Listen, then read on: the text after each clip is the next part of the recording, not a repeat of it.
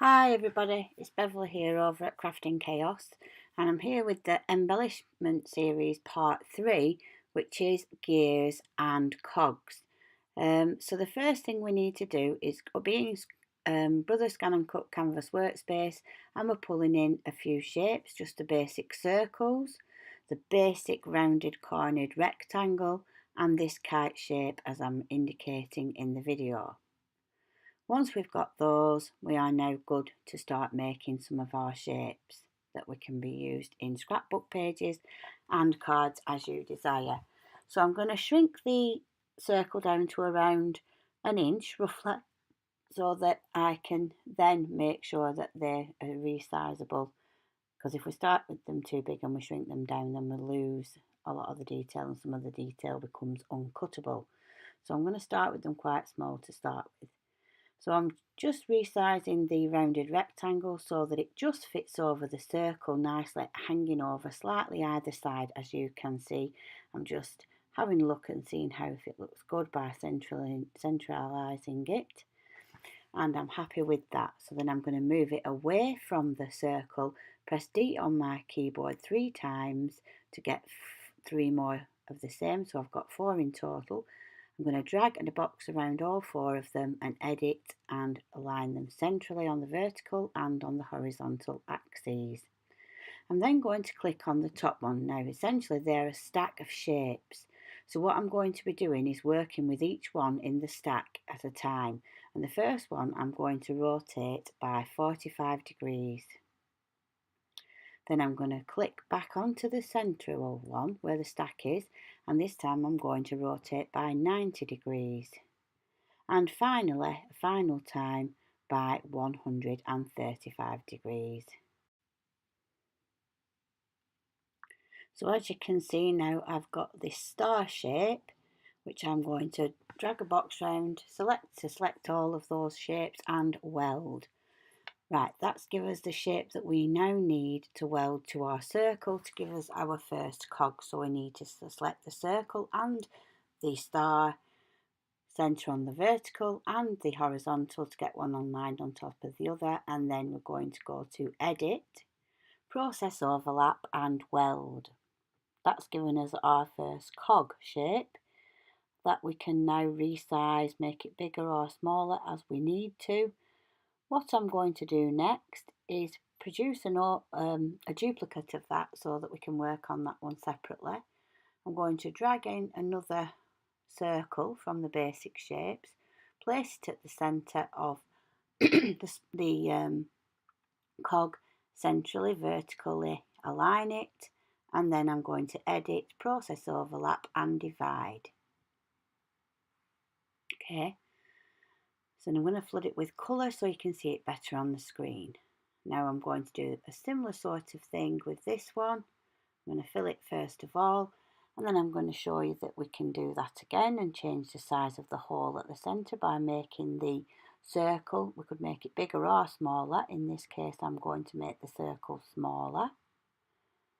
Making another duplicate for that for later in case I want to use it for something else or leave it solid. Okay.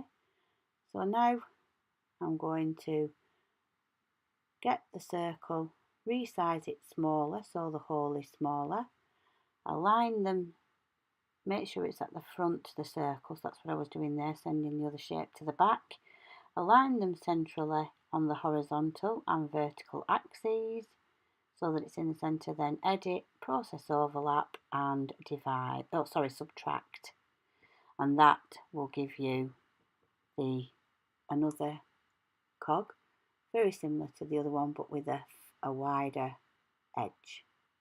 So I'm bringing in another circle now, and we're going to resize some of these just so that we've got some different shapes and sizes. Pop those all up to the top while we work with the kite shape. I'm going to put the circle to one side because we don't need that right now, and I've selected this angle because it has a very acute angle at the point, really thin pointy end, and that's what I'm going to be making use of. So I'm just resizing it, possibly making it about a third of an inch wide or just over. I'm going to duplicate it and then flip it on the horizontal axes, put the two fatter ends of the shape together, so where the angles are less sort of acute, if you will, and I'm lining them up together-ish. I'll select both and align them on the vertical axis so they're perfectly aligned, and I'm going to weld them. Okay, so that's welded them together. I'm then going to do a very similar thing that I did on the last shape, but this time I'm going to make another 7 copies for 8 in total by clicking D on my keyboard. And then I'm going to edit, align them centrally on the vertical and the horizontal axis. So now we have a stack of the 8 of these shapes. I'm going to move them to the side, click on the top one, and we're going to firstly rotate by 22.5 degrees, click off, click on the top of the stack again. This time we're going to rotate by 45 degrees. Click off onto the middle stack again, this time by 67.5 degrees. Click on the central one again, and this time by 90 degrees rotation. On the central one again, and we're going to do 112.5, and again for 135,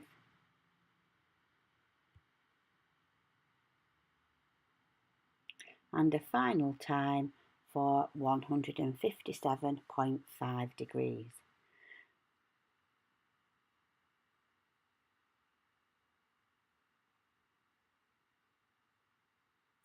Okay, so now we've got our shape. It's like a superstar shape. I'm going to edit and process overlap weld. So that's going to weld all of those shapes together. So now you can see I've got this many pointed star. Next thing, I'm going to see what size is looking like with my circle. I'm now going to duplicate the shape by right clicking and clicking duplicate. That's the other way of duplicating if you don't want to use the D shortcut. And I'm going to rotate one of my layers ultimately by 11.25 degrees.